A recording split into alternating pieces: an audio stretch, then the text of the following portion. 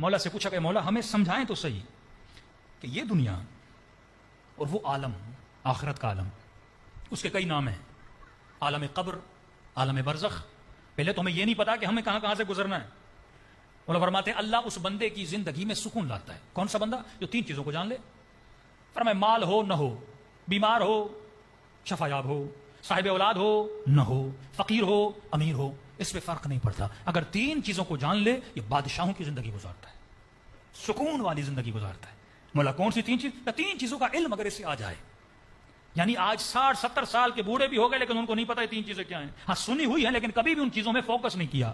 مولا کون سی چیزیں؟ فرمایا تین چیزیں. علم من این فی این الی این. اگر تین چیزوں کا علم رکھ لے کہ کہاں سے آیا ہے، کہاں پہ رہ رہا ہے اور کہاں پہ جانا ہے، تین چیزوں کا اسے پتا چل جائے. اچھا بھائی ہم کہاں سے آئے؟ کسی کو نہیں پتا. ایک نام سنا ہوا ہے عالم زر سے آئے ہیں.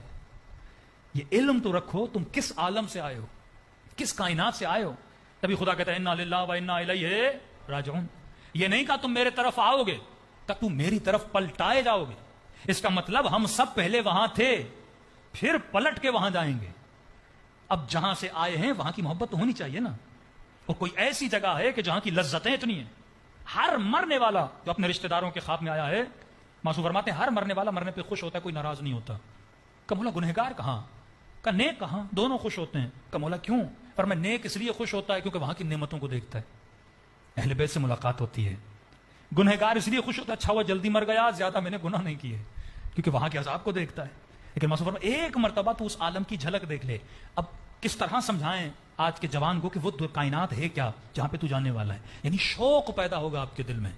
کیوں فرمایا کہ اللہ کے عباد موت کا شوق رکھتے ہیں، شہادت کی تمنا کرتے ہیں، دعائیں کرتے ہیں.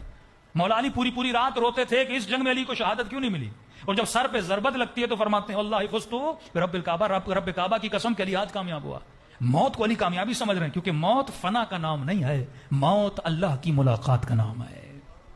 بندہ خدا سے ملنے جاتا ہے. اب مولا مثال دیتے ہیں اپنے اصحاب کو سمجھانے کے لیے کہ اس کائنات کو اس کائنات سے اگر سمجھنا چاہتے کیونکہ ہم وہاں ابھی تک گئے نہیں، ہمیں پتہ نہیں وہ کائنات کیسی ہے، تو مولا ایک مثال دیتے ہیں. مولا فرماتے کہ جنین، جس طرح ایک جنین، ایک چھوٹا سا بچہ اپنی ماں کے پیٹ میں ہوتا ہے، دنیا کی مثال یہ ہے، آخرت کی مثال دنیا کی طرح ہے. اب ان دو چیزوں پہ آپ فوکس کریں، 100 کتابوں سے بھی زیادہ آپ کے پاس علم آ جائے گا. یعنی 100 کتابیں بھی آپ پڑھ لیں آپ کو عالم برزخ سمجھ میں نہیں آئے گا، لیکن مولا کی اس مثال پہ اگر آپ غور کریں آپ کو عالم برزخ سمجھ میں آ جائے گا. فرمایا جس طرح جنین ماں کے پیٹ میں، سمجھو یہ تمہاری دنیا ہے، اور جب وہ باہر اس دنیا میں آتا ہے سمجھو یہ عالم برزخ ہے. کوئی ایسا میتھمیٹک پڑھا ہوا بندہ جو مجھے بتا سکے کہ دنیا اس کائنات کے مقابلے میں ماں کا پیٹ ہے کتنا؟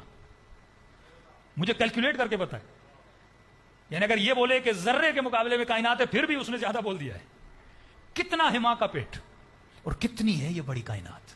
فرمایا یہ جو دنیا تمہاری ہے نا یہ ماں کے پیٹ کے برابر ہے، اور وہ جو کائنات ہے وہ جس طرح پیٹ کے مقابلے میں دنیا ہے اسی طرح اس دنیا کے مقابلے میں وہ کائنات ہے. تبھی فرمایا کہ جب اللہ جنت عطا کرے گا مومن کو تو وہ جنت اس دنیا سے بڑی ہوگی. وہاں پر بھی کمیونٹیز ہیں، توابین کی جنت، مومنین کی جنت، اولیاء کی جنت، انبیاء کے اصحاب کی جنت. ہر کسی کا مقام وہاں پہ الگ ہوتا ہے کیونکہ وہاں جسم محدود ہے، لہٰذا یہ دنیا آپ کو بڑی لگتی ہے. لیکن اگر آپ کو قوت پرواز آ جائے یہ دنیا بھی آپ کو کیا لگے گی؟ چھوٹی لگے گی، کیونکہ روح کی اپروچ بہت زیادہ ہے، وہ کائنات بہت بڑی ہے. اب اسی چیز سے تقابل کریں آپ کی پوری زندگی آسان ہو جائے گی. علم من این فی این الی این. دو چیزوں کو سمجھے، کہاں سے آئے وہ بعد میں بتاؤں گا، لیکن ہم کہاں پر ہیں اور کہاں ہمیں جانا ہے. اگر یہ دو چیزیں آپ کو سمجھ میں آ جائیں مولا فرماتے ہیں عظیم سکون خدا ہر بندے کو عطا کر دیتا ہے. اب یہ بوڑھا بندہ موت سے نہیں ڈرے گا، سکون کے ساتھ بستر پہ لوٹے گا، کہے گا اے ملک الموت جب بھی آنا ہے میری روح کو قبض کر دے، کیونکہ موت موت نہیں ہے، موت میرے لیے علی کی زیارت کا نام ہے.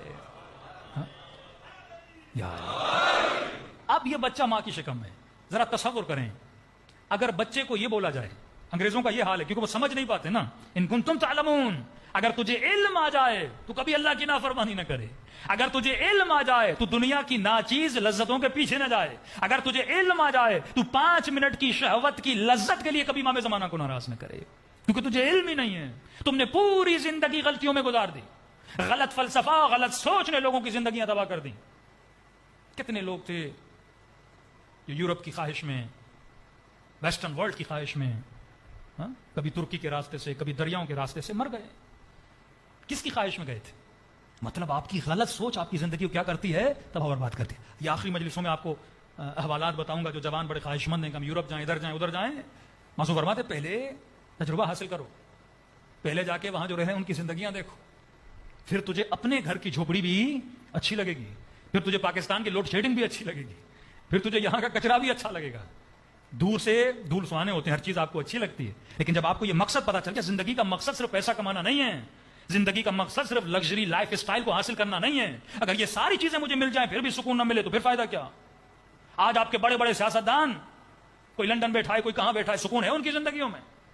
سب کچھ کمانے کے بعد، دولت کمانے کے بعد، اربوں کے فلیٹ اور جائیدادیں بنانے کے بعد بھی آج سکون کے ساتھ نہیں رہ رہے، وجود میں سکون نہیں ہے. کیوں؟ کیونکہ وہ غلط راستے پر چلے. اہدنا الصراط المستقیم، جو راستہ خدا نے بنایا ہے اسی راستے میں سکون ہے، اسی راستے میں خدا نے پیس رکھا، اسی راستے میں خدا نے امن رکھا ہے. تبھی کربلا کے اصحاب تیروں اور تلواروں کے سائے میں ہیں. لیکن یہ عربی کے جملے ہیں. امام حسین نے فرمایا عباس کہہ دے ایک رات کی مہلت، ایک رات کی مہلت. جب مجھے پتا ہو میری زندگی کی آخری رات ہے، میں اپنی بچی کے ساتھ گزاروں گا، بیوی کے ساتھ گزاروں گا، بھائیوں کے ساتھ گزاروں گا. لیکن لشکر یزید کہتا ہے حسین کے خیموں سے تسبیح خدا کی آواز ایسے آ رہی تھی جس طرح شہد کی مکھیاں چھتے پہ آواز ڈالتی ہیں. پوری رات ذکر خدا، کیونکہ وہ عاشق تھے، انہیں وہ کی مل چکی تھی کہ ہم دنیا میں آئے کیوں ہیں، کس کے عاشق بننے آئے ہیں، اور مجھے کس کا عاشق بنایا گیا، کس کی محبت میں مجھے گرفتار کیا گیا. بس آج اشارہ دے رہا ہوں، تفصیل میں کل جاؤں گا. فرما شکم اور دنیا، اسی پہ فوکس رکھیں، گھر جا کے اسی پہ سوچیں. یہ کائنات سمجھو شکم مادر ہے. پہلا پیٹ جس میں تم آتے ہو وہ ماں کا پیٹ ہے، دوسرا پیٹ تم جس میں آتے ہو وہ دنیا کا پیٹ ہے. اس پیٹ سے نکل کے تم جس کائنات میں جاتے ہو وہ عالم عالم برزخ ہے. برزخ کے بعد جہاں جاتے ہو وہ قیامت ہے. قیامت کے بعد جہاں تجھے بھیجا جائے گا وہ ابدی زندگی ہے. یعنی 4 مرحلے تم کراس کرو گے. پہلا مرحلہ ماں کا پیٹ، دوسرا مرحلہ دنیا کا پیٹ، تیسرا مرحلہ عالم برزخ، چوتھا مرحلہ قیامت کا، پانچواں مرحلہ جو ابدی زندگی ہے جسے حیات ابدی کہتے ہیں، جو خالدین فیہا ہے. یا ہمیشہ کے لیے جہنمی بنے گا یا ہمیشہ کے لیے کیا بنے گا؟ جنتی بنے گا. لیکن پہلے اس کو تو سمجھو کہ تم ہو کہاں پہ اور تمہیں جانا کہاں پر ہے. حضور فرماتے یہ دنیا عالم برزخ کے مقابلے میں ماں کے پیٹ کی مانند ہے. اب جو پیٹ میں بچہ ہے اس کی خوراک کیا ہے؟ خون. ناڑے کے ذریعے اس کے اندر خون جاتا ہے. اس نے صرف ایک ہی مزہ چکھا ہے اور مزہ خون کا ہے. اس بچے کو اور کسی بھی مزے کا نہیں پتا. اس پیٹ میں رہتے ہوئے بچے کو اگر یہ بولا جائے کہ بچے باہر بھی کوئی بہت بڑی دنیا ہے، باہر بہت بڑے ذائقے ہیں، سیب ہیں، پھل ہیں، آم ہیں، یہ سارے ذائقے ہیں، اس بچے کو شعور نہیں ہے. ان کنتم لا تعلمون، اللہ کہتا ہے لا یشعرون، تجھے نہیں پتا کہ وہ کائنات کیا ہے، تو شعور نہیں رکھتا، تیری سمجھ سے باہر ہے وہ کیا ہے. تبھی مولا علی مثالیں دے کے سمجھا رہے ہیں کہ سمجھ وہ کائنات کیا اور یہ کائنات کیا ہے. اس بچے کو شعور نہیں کیونکہ اس نے باہر دیکھا نہیں. اب اسے کتنا بھی بولا جائے بھائی باہر نکلو، 400 ذائقے، پھل، پانی، شربت، پتہ نہیں کیا کیا، بچہ کہے گا مجھے بیوقوف نہیں بناؤ، میری دنیا تو یہی ہے، ماں کا پیٹ ہے. دوسری چیز، اس بچے کو جو پیٹ میں دیا جا رہا ہے وہ پیٹ کے لیے نہیں ہے. مولا نے مثال دی تو مثال پہ غور کریں. بچہ پیٹ میں گروتھ کرتا ہے، بڑا ہوتا ہے. یہ پیٹ میں جاتا کیوں ہے؟ ایک لمیٹڈ ٹائم کے لیے، 9 منتھ یا 8 منتھ کے لیے یا 10 منتھ کے لیے بچہ پیٹ میں ہوتا ہے. جیسے کمپلیٹ ہوتا ہے پیٹ سے باہر آ جاتا ہے. اب وہ کمپلیٹ یا انکمپلیٹ، لیکن اسے ایک مدت کے بعد پیٹ کے کہاں آنا ہے؟ باہر آنا ہے.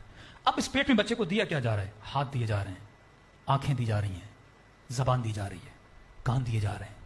کیا یہ ہاتھ اور پاؤں اور کان اس پیٹ کے کام میں ہیں؟ تھکے تو نہیں آپ لوگ؟ چٹپٹی مجلس پڑھنا شروع کر دوں گا، تھک گئے تو. میں نے 100 بار سوچا کہ موضوع پڑھا بھی جائے کہ نہ پڑھا جائے، کیونکہ مشکل موضوع ہے اور اس میں پھر کشش پیدا کرنا بڑا مشکل ہوتا ہے. لیکن معاشرے کی ساری برائیوں کو دیکھنے کے بعد، پاکستان ہو، اب امریکہ تو نہیں گا لیکن یورپ، یو کے، افریقہ، سارے مومنین کا حال دیکھنے کے بعد یہی مجھے سمجھ آیا کہ لوگوں کو پتہ نہیں وہ دنیا میں آئے کیوں. واللہ اگر آدمی کو پتہ چل جائے، فرمایا من عرف نفسہ فقد عرف ربہ. ہم نے ابھی تک خود کو نہیں پہچانا، خود کو ضائع کر رہا ہے یہ جوان، اسے پتہ ہی نہیں ہے دنیا میں آیا کیوں ہے. ایک مومن، یعنی وہاں پہ میں نے مایوس چہرے دیکھے. یہاں تو الحمدللہ پاکستان میں جب مجلس پڑھتے ہیں، ابھی جہاں جہاں میں پڑھ کے آیا ہوں 80% مجھے جوان طبقہ نظر آ رہا ہے. یہ شوق اور ذوق ہے. لیکن آپ یورپ جائیں، یو کے جائیں، سارے بوڑھے بیٹھے ہوتے ہیں جوان آتے ہی نہیں. جو کشش آپ کو یہاں مل رہی ہے وہاں نہیں ہے، کہ لوگ سسٹم کو نہیں سمجھ پاتے. مطلب کفر کے سسٹم میں رہتے وہ اسلام والا بننا چاہتے، ہو نہیں سکتا.